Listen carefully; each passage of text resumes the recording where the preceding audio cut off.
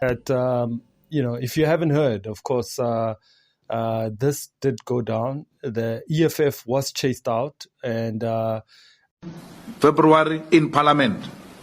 When Cyril starts, we start. That's how it's going to roll. When he starts speaking, we're speaking also.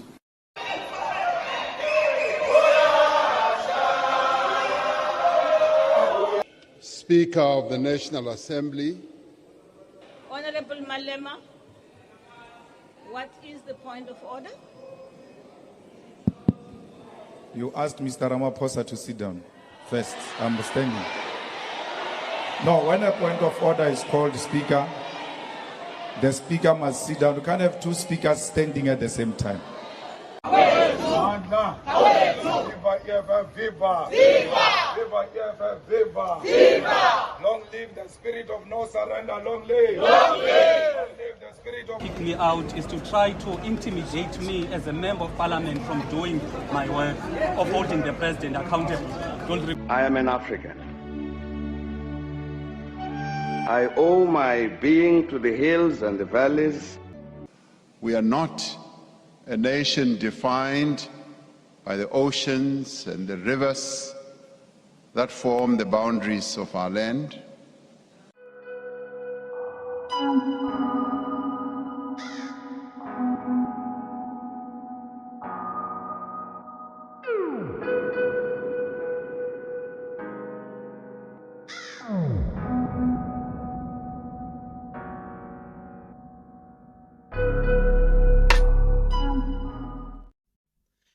Windows DJ Somebody ma R5 now is aka Bafethu.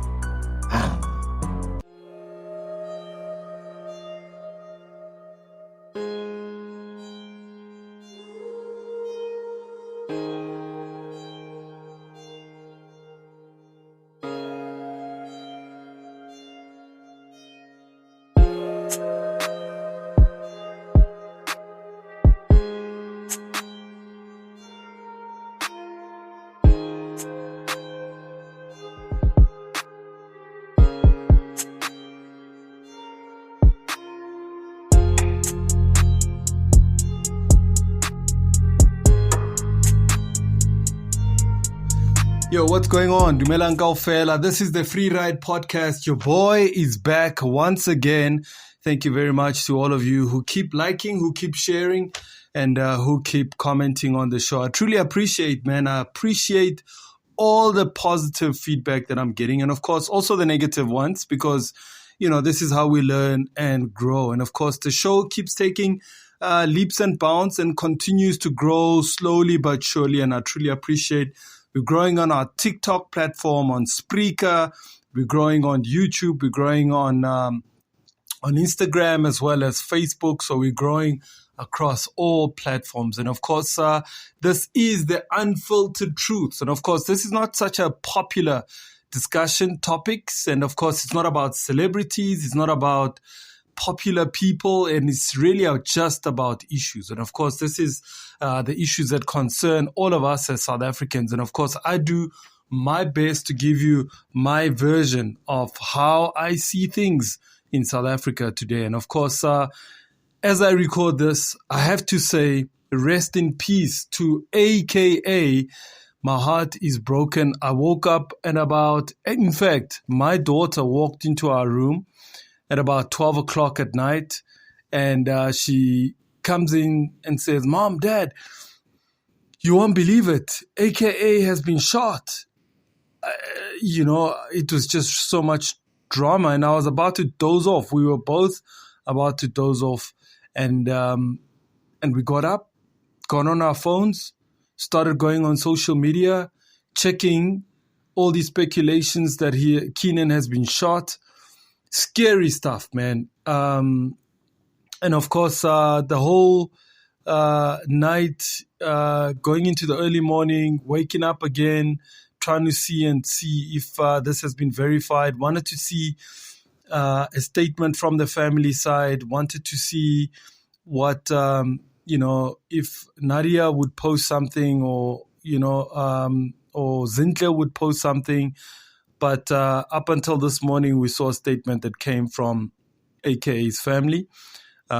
Equally to say that we saw also on social media, Twitter specifically, people saying all kinds of things about Anele, rest in peace, Anele's father maybe behind this. I mean, all sorts of speculations that Anele's parents never went to the police. They never waited for a police outcome.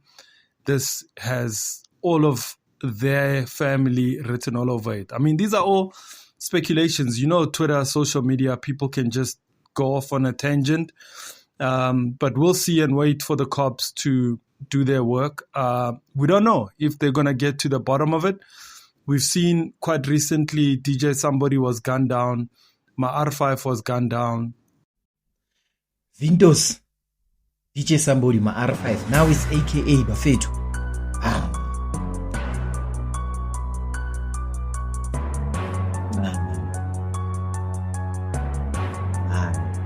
Ama-celebrity nama-influencer bafethu lento yokuthi ni-poste ukuthi nizobe nikuphi niya kuphi sometimes siye lento enifaka inkingeni.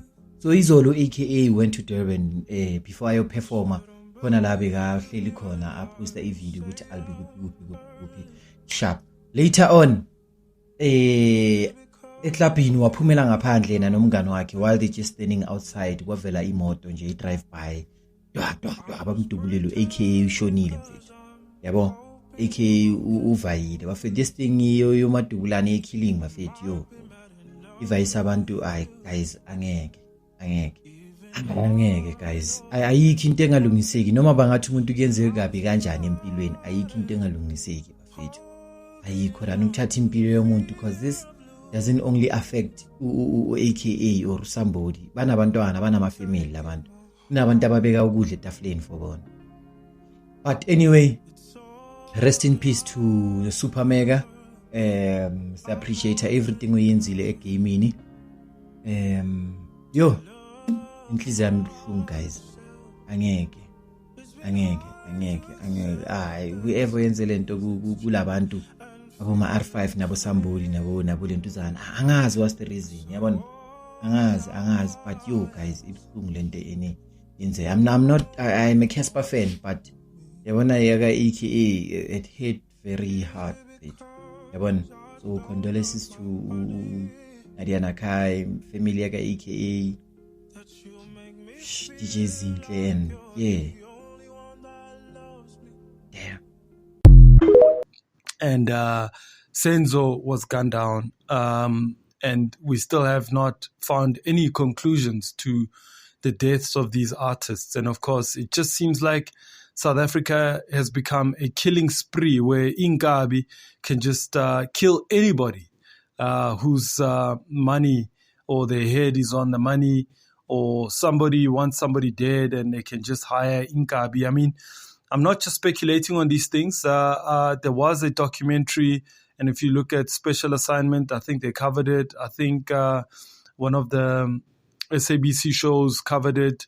They went down and spoke to Ingabi to understand how political killings have been happening in the last couple of years, and Ingabi coming to confess that that's how they make a living, killing people, and nobody gets caught. We've seen a couple of politicians being killed. Now this has crossed over to artists, where it's blatant killings. And of course, it's a sad sight to see. And, condolences to the families of the guy who was, I'll just get his picture and show it here, who was killed with AKA. Apparently found AKA when AKA was still on a come up. He put him on to a show, and the next thing, AKA blew up. He worked with AKA on his first album, and he managed AKA.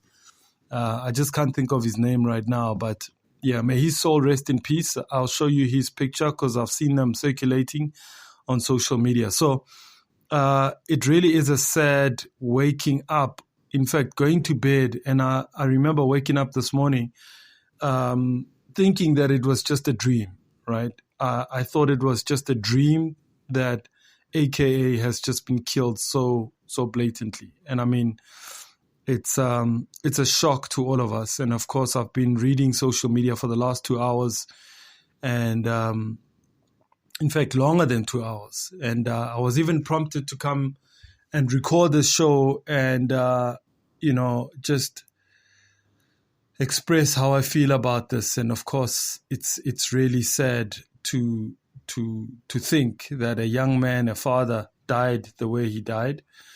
And of course, speculations will always be there about any type of death because we don't know the truth and we'll speculate. And of course, that's what social media is doing at the moment. And of course, to the families who lost their loved ones, may their souls rest in peace. To AKA, who's given us great music, great entertainment, and the man has been absolutely on fire for the last couple of years, over a decade, giving us the best of music. And may his soul rest in peace, man. But this show is not about AKA. Today, the unfiltered truth is to reflect. In fact, before I talk about what I'm going to discuss and share my views about the Sona that took place on Thursday, let me quickly take a break, and then when I come back, I'll quickly explain. I want you to firstly have a look at this event that's coming up. Happy V has put together an event that's going to celebrate a crossover to New Year, or a New Year's Eve party, which is taking place in Orlando. So check that out. And when we come back, the first video you're going to check is basically people's opinions, what the public had to say about the state of the city. There's a guy from Rustenburg. He calls himself President Gay. He went on the streets to try and find out what young people think about the state of the city, the state of the nation, and what the president should address. And of course, we'll hear that. When we come back, I want you to also listen to what the political parties had to say, particularly Musi Maimane and the leader of the opposition, the biggest opposition, John Steenhuisen. And then after that, then I'll come back and tell you what the show is all about. All right, let's do that. Boom. February in Parliament. When Cyril starts, we start. That's how it's going to roll. When he starts speaking, we're speaking also. Today is the State of Nation address, whereby the President of the Republic will be addressing the nation, of which you are part of the nation. You are part of South Africa. We agree, man? Grade 12. Okay. Combined. Here in Rustenburg. Yes. And when? Grade 12. Grade 12 also. Yeah. So like this is Sona again. You understand State of Nation address? Oh yeah. Okay. Let me check first. If you were an advisor to the president, what would you advise the president before I address the nation today? I would advise the president to try and reduce the load shedding. Load shedding. Yes. And yourself? I would advise the president to create jobs, I can say. To create jobs? Yeah. Okay. So, after today, the State of Nation address, do you see South Africa into a new South Africa that we wish it to be? Load shedding, unemployment, and etc. No, because like load shedding and unemployment has been here since forever. And the president has been addressing it. Yeah, and the president has been addressing. Okay. And do you think South Africa will be a better place from today, I don't think so. tonight? No. Why? Because addressed before. Yes. There's never been changed. There's never been changed. Yeah. So what do you think the South Africans can do? South Africans to make sure that we are a better country? Like tonight, the president should ask us, and make sure that he. Fellow South Africans, tonight's State of the Nation address will be the most significant we've seen. The majority of people in our nation know that things are going in the wrong direction. Not only are they watching their kids pass a substandard matric and end up being unemployed or unemployable, they are also waking up every morning to no electricity. They're finding it hard to find jobs, considering that after all the many promises, manufacturing, textile, tourism, all of these indicators are low. They're waking up every day feeling unsafe, that crime is increasing, and ultimately they feel like their government isn't working for them. Mr. President, tonight is a time for strong and bold leadership. Tonight must be about nothing else but ensuring that A, we can table a credible plan about how we keep the lights on. I want to propose to you that it's worthwhile looking at SMRs and how we can ensure that a small nuclear build can augment our energy while we process our way into a transition where our energy supply is in fact not only stable, but it's environmentally sustainable. Secondly, I want to suggest that we offer some incentive to small businesses so that they can stay afloat. This is where most jobs are going to come from. And Mr. President, be bold.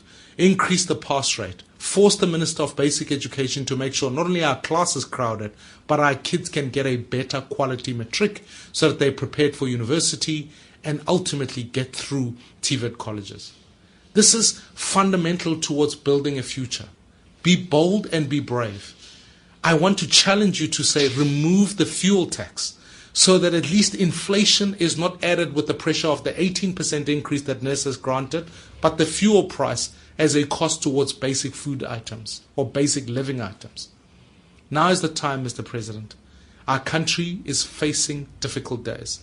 I ask you to lead, and I challenge all South Africans that tonight when we watch, we listen out for what our future is. For ultimately, this is the only country we have, and we can all contribute to it. Let us build one South Africa. God bless. I think we can expect more of the same. Empty promises, big announcements, smoke and mirrors, where it looks like the government's doing something, but nothing's actually happening. Same as last year, we were told the energy crisis was going to be the priority. We've had the worst load shedding we've ever had. We were told that GBV and crime was going to be a priority. Those statistics have gone up.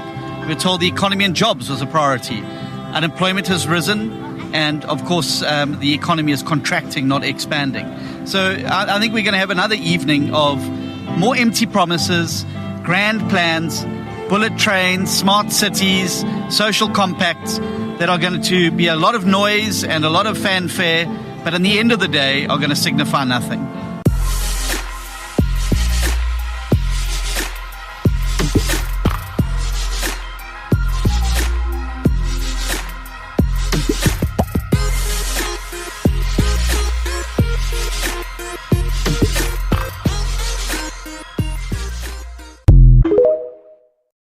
All right, man. So you heard it from President Gay, and of course expressing his views, and of course the views of young people on what they expected the president to say. So I'll get to what the president said later on this video. I want you to be cognizant of the following. One, it's looking at what the people had to say, what those that we've elected, maybe not some of us, but some of you have voted to represent you, whether they come from the EFF, whether they come from the DA, whether they come from the ATM, UDM, IFP, you name all these parties, okay? So they had a view about what they expect from the president. So Mmusi Maimane, who's not yet the leader of BOSA, who's not yet represented in parliament, of course expressed his view about what he expects from the president. So you had to listen to that. And then secondly, the EFF was extremely ambitious about how they are going to interrupt the state of the city, the state of the province addressed by the president. And of course, Julius Malema made it clear that as soon as the president speaks, they're going to put a point of order.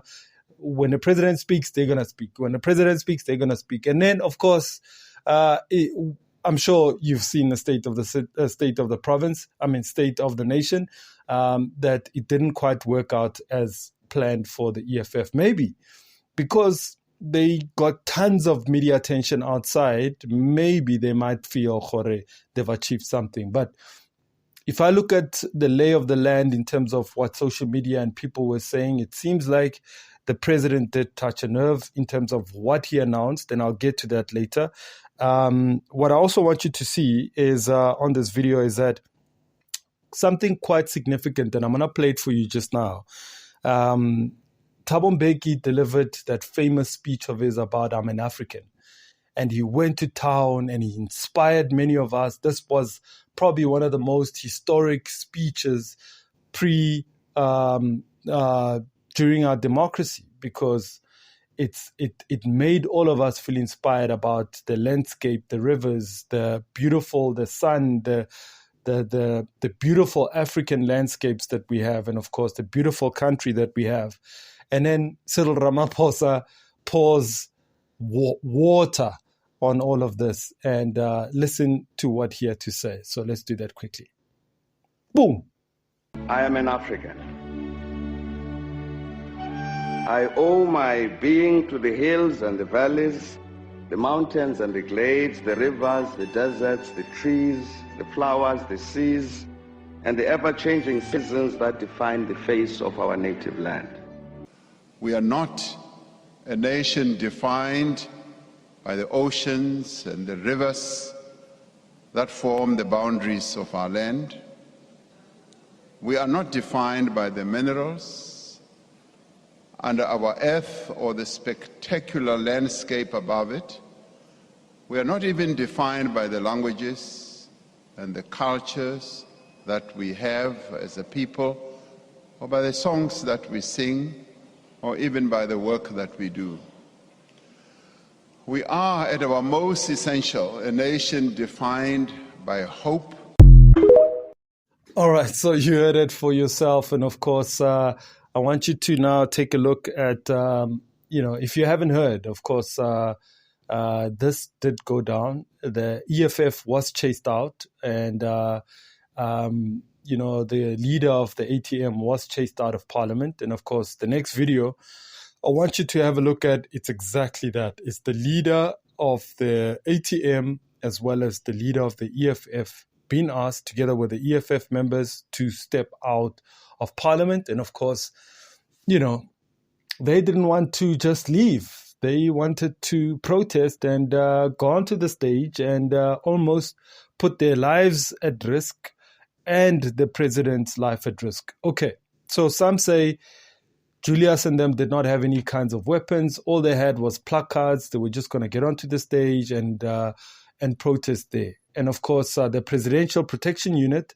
together with the men in white T-shirts or the men in white shirts, and women stepped onto the stage quickly, way before the speaker had announced that they need to come and protect the president. They were already there. So they were keeping a close eye, waiting to see what might happen. So they were quick. And of course, you will see in the next video, John Steenhuisen saying, but Speaker, these people came before you even said that they must come. And then the leader of the FF Plus also coming on to say, but no, John, you are wrong.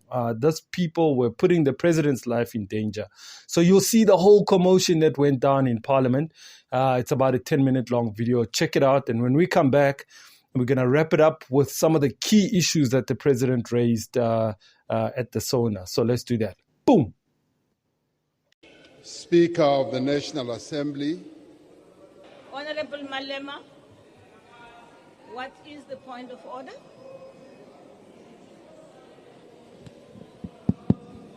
You asked Mr. Ramaphosa to sit down first. I'm standing.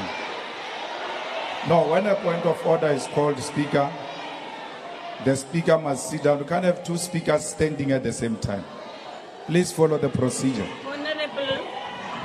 Honorable Malema. I'm rising on Joint Rules 14S.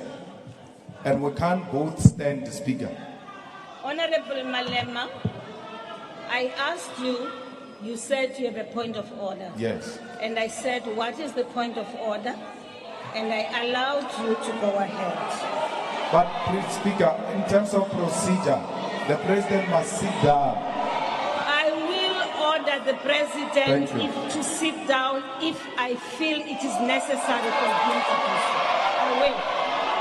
No, sit down, honorable members. Honorable Speaker, it's not the rules. That's not how it works. Honorable Speaker, I think we are, as honorable members, violating the joint rules of this House by allowing Mr. Ramaphosa to speak here, because he has taken this Parliament to court.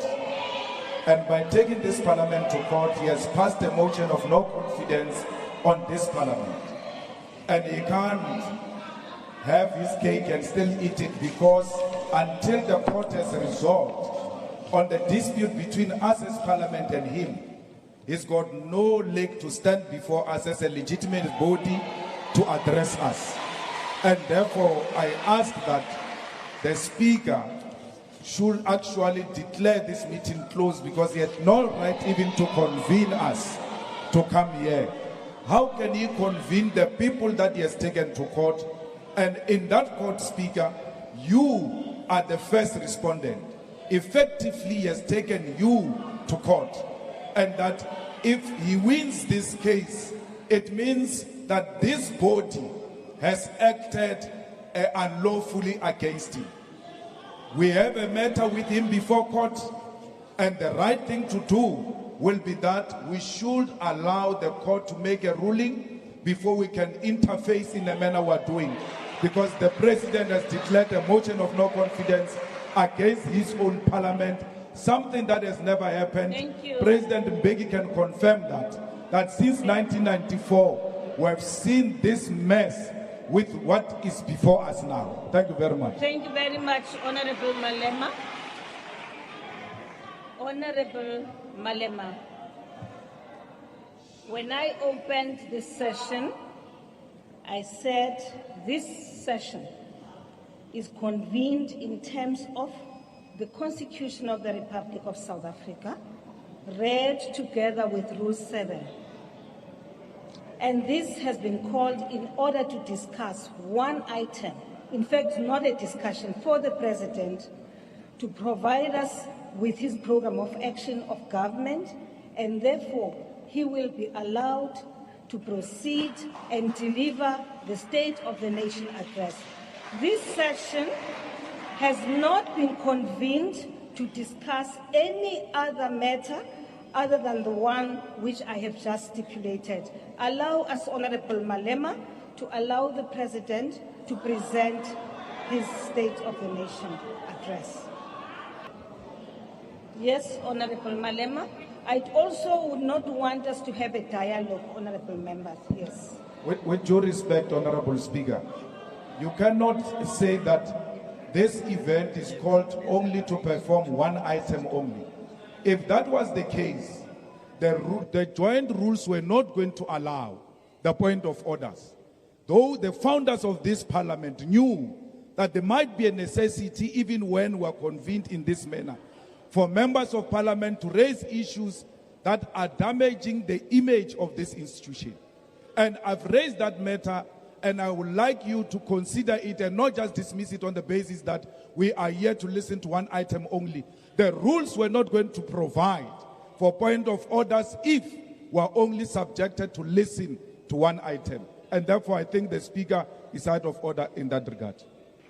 Thank you very much, Honorable Malema.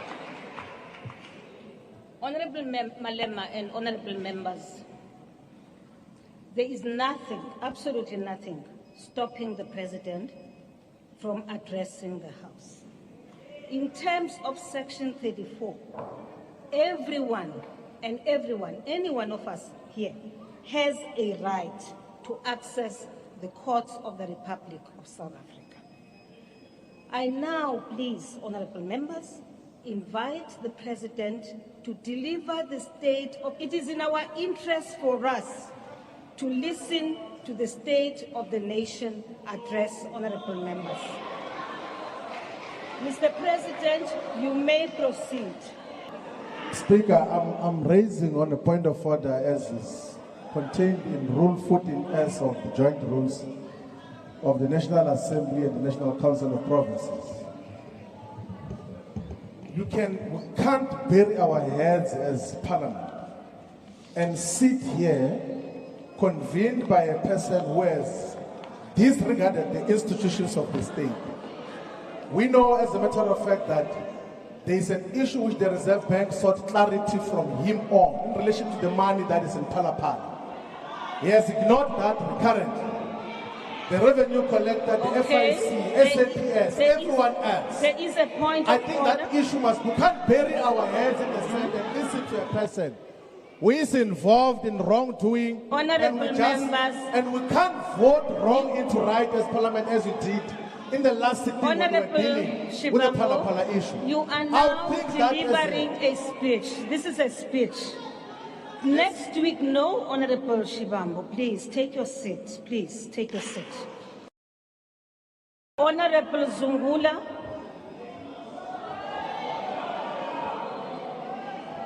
Speaker. Yes. I want to call a thing that you did, Speaker, is to anticipate what will happen in the House by reading rules of Parliament. And that is in violation of Rule 90 in terms of the rules. The second point of order, Speaker, is that you are disrupting speakers when they are addressing you. And Speaker, Honorable Zungula, you are violating please take your seat. Rule 66. Please take your seat, Honorable Zungula. You are violating the Honorable Zungula, will you please take your seat? I'm not done, Speaker. Honorable Zungula, I'm not done. Take Speaker, your seat. I'm a member of Parliament. I've got a Honorable right to raise Zungula, a point of order. I am calling you for the third time. Speaker, Honorable Zungula. I am raising a point of order. Honorable Zungula. I'm raising a point of order. Honorable Zungula, I request you to leave the House. I do. I request you, Honorable Zungula, to leave the House. Honorable Shivambo, Honorable Malema, Honorable Mente, Honorable Mawutwe, Honorable Dlamini, Honorable Ndlozi,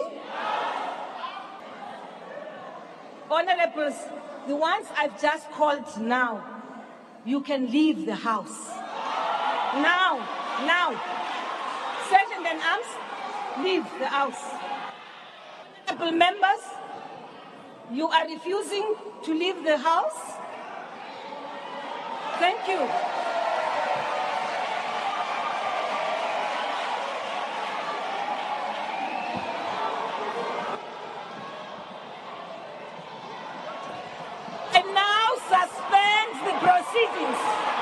I now suspend the proceedings.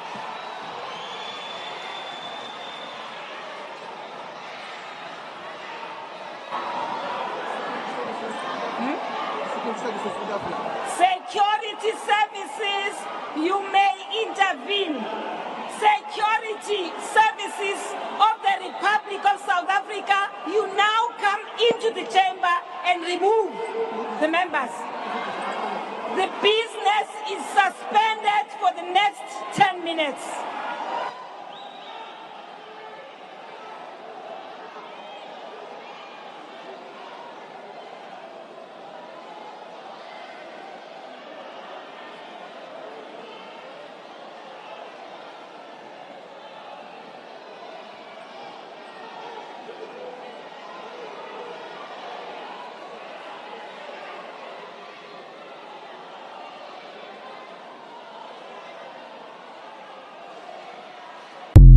Speaker kicked me out is to try to intimidate me as a member of Parliament from doing my work of holding the President accountable. You'll recall that last year, ATM has been on the forefront leading the charge in holding the President accountable.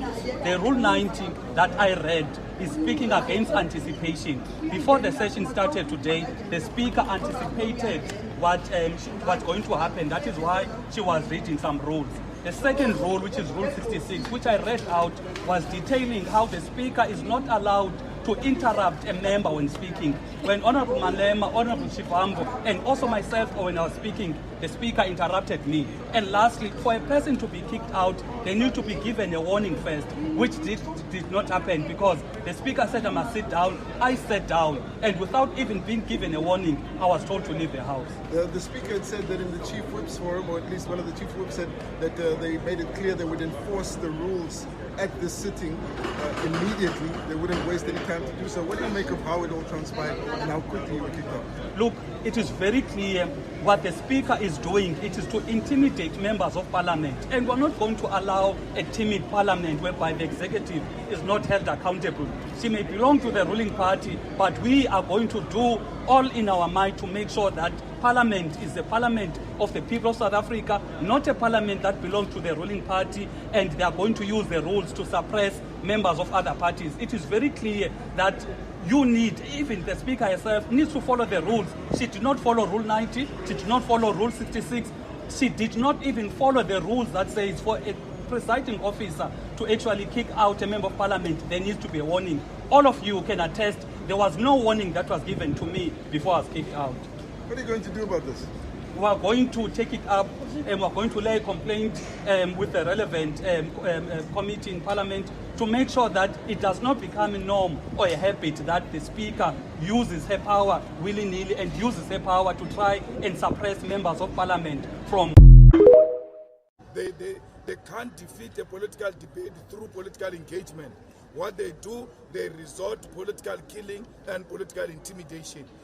All of this is aimed at undermining our multi-party democracy, which allows protest and freedom of speech. Mr. Malema, are you saying the state is trying to kill you?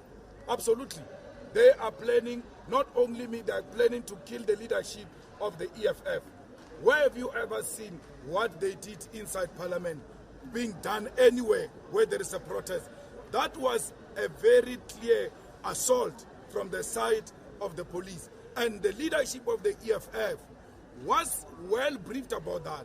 That's why when we were pushed there, the first thing members of the EFF did was to pull me out of the crowds before they can take out anyone and say, don't get involved, because we know what these people are intending to do. What are you going to do about the state, your belief that the state wants to kill you?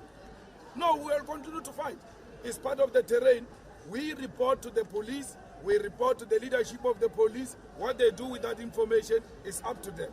But there's nothing we can do except to reinforce our own security and tell them that this is what we are subjected to. We thought we must thank you for being militant and disciplined at the same time.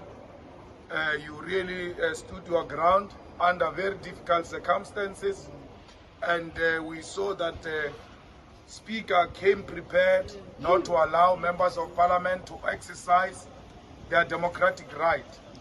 And as a result, this matter will be taken to court, because there is a constitutional court ruling that said members of Parliament must never be treated as a group. They should be treated as individuals. And members of Parliament, in terms of the rules, have to be called 3 times before they can be evicted. Some of us, our names were called and were told to leave the house, but we were not warned 3 times like they did with Zungula, which means there are rules which are under the carpet. They only get released when it is an EFF 10. So that cannot be left unchallenged. What happened today have to be declared unconstitutional. All right, man, welcome back to it. This is the Free Ride Podcast, Unfiltered Truth. And of course, I did speak about what the president spoke about earlier today. And just lastly, here's some of the things that I want you to see the president making in his speech. And we reiterate our call to companies. We reiterate our call also to government departments and to state-owned enterprises to remove the requirement for work experience for young people seeking entry-level positions. Now, it is often said that you must have experience, even when you are a first-time job seeker. Where will you get the experience when you have not been given an opportunity to work? And that is why we say remove that requirement. Last year we said that we would place over 10,000 TVET college graduates in employment. We have surpassed that figure and have now set a target for 2023 to 20,000 TVET graduates to be placed in employment. The number of students entering artisan training in TVET colleges will be increased from 17,000 to 30,000 in 2023 academic year. One of the key ingredients for economic growth and competitiveness is the ability to attract skills which the economy needs. Because he spoke about unemployment among young people, the issues of skills development among young people, about making sure that young people get the skills that the economy needs, not just to go and study things that are not in the need of the economy. And of course, he also spoke about zero experience needed for young unemployed graduates to be employed regardless of the experience. And of course, he spoke about that. And I think what touched the nerve for all South Africans was the fact that he said that he was going to get a minister of electricity in his cabinet. I will appoint a minister of electricity in the presidency to assume full responsibility for overseeing all aspects of the electricity crisis response. You better listen, including the work of the National Energy Crisis Committee. Now, the minister will focus full-time on the work with the ESCOM board and the management on ending load shedding and ensuring that the Energy Action Plan is implemented without delay. Already got two ministers, Gwede Mantashe and Pravin Gordhan. Pravin Gordhan, he's responsible for ESCOM. Gwede Mantashe, responsible for energy. Now he's going to have a third minister. Some are even saying that is the president bloating his presidency by appointing all these ministers and making his cabinet in his presidency office. And of course, that's arguments that are coming from everyone saying, we may as well have a minister of potholes. We may as well have a minister of money, even though we've got the minister of finance. You know, South Africans are crazy. And then, of course, another thing that touched the nerve for South Africans is, the issue of gender-based violence, the issue of, in fact, let me go back to the electricity issues. It's just gazetted the declaration of the state of disaster, which will begin with immediate effect. Now, what will the state of disaster enable us to do? It will enable us to provide practical measures that we need to take to support businesses, a number of businesses, for instance, in food production, storage, retail supply chains, including for the rollout of generators and solar panels and uninterrupted power supply. Where technically possible, it will also enable us to exempt critical infrastructure such as hospitals and water treatment plants from load shedding. And it will enable us to accelerate energy projects and limit regulatory requirements while maintaining rigorous environmental protection as well as procurement principles and technical standards. Now, the Auditor General will be brought in to ensure continuous monitoring of expenditure in order to guard against any abuses of funds needed to attend to this disaster. Now, to deal more effectively and urgently with the challenges that confront us. The President says that even the 5-point plans that he's got, he's already pointed them out during July last year. So it means since July last year, when he announced the Just Energy Mix, that he still sticks to his guns about that plan. And in that plan, he says that we need to fix ESCOM, sort out the coal plants, and then households must be provided for with finance. Finance must be assisted to households who need to put on solars. Solars must go on their houses. And then I think the 5th point was to say, those of you who wants to start energy businesses, you can. And of course, if you want to sell your energy to government, you can. Now, here's what's missing in his plan that I did not pick up in everything that he said. First of all, at least 90% of all solar material comes from China. Whether it's panels, whether it's batteries, whatever it is, we don't manufacture anything that comes with regards to solar issues. So all the money that we're going to spend as a country is going to leave the country, go to China and maybe Germany and maybe one or two countries that have already started manufacturing solar components. So I don't know if we are missing something here. We are not talking about also those who steal electricity. And I mean, these are people that steal cables. Now, here's what I've seen is that those guys who are zamazamas, who stay in informal settlements, the majority of them, the copper that gets stolen and cables that get stolen goes through them, some of them, and then they use the cables to light up underneath the ground.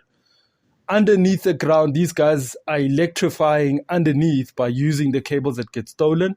Some of them have houses at the top, which is informal settlements, and they are using the very same cables to power up the informal settlements. So we're not really dealing with the economy of the thieves and those who steal electricity. So we need to see the president and the police minister doing something about redirecting the skills that these guys have and actually giving them real skills around the issues of solar and so on. So alternative energy, and just give them skills so that they don't go back and then steal the panels off the roofs, steal the cables that connect the panels to the households. So we're still going to experiment or experience a whole lot of issues around these guys if nothing drastic is done to deal with them. So I hope you understand. I've covered as much as I can with regards to the president's speech. It was a 2-hour-long speech, so there is no way that I was going to do a 2-hour video unpacking every single thing that the president said. So I rather made sure that people, you as South Africans, express how you feel, what you expected from the president. Those that you've elected to power, to actually voice their opinions about what they expected out of the president. And of course, we had to hear from the president himself and of course, all the political parties who were kicked out of parliament. So that's what went down. That's what's going down right here in South Africa. And of course, like I said earlier on in the beginning of my video, may AKA's soul rest in peace. May R5's soul rest in peace. May DJ Somebody rest in peace. More and more young people, they don't even reach the ages of 38. 38 seems to be a cutoff figure for a lot of South African male artists. They don't make it past there. And I mean, I can go through a long list of artists that just don't make it to 40 or past 38. So may their souls rest in peace. And I'm out, man. This has been the Free Ride podcast. And of course, this particular segment is called The Unfiltered Truth. So I'm out. Boom. So here's something interesting. 24th of May 1994, Nelson Mandela gave his first State of the Nation address. It was in that very building that he finished that speech with the words, "Let us all get down to work." Never has there been a Sona more important than this one. The Sona itself is the annual opening of South Africa's parliament. And for all the fanfare that this day brings, it is the address to the nation by the President of the Republic of South Africa that takes center stage. Sona is a way to reflect, to report back on the challenges that have faced the country and the way forward. It is also a way to take stock of the current status of the country. And although I have not seen the President's speech, President Ramaphosa is likely going to outline government's policy and key deliverables for the year ahead. He is going to flag the challenges that we need to overcome as a nation and the interventions needed to unlock our nation's potential.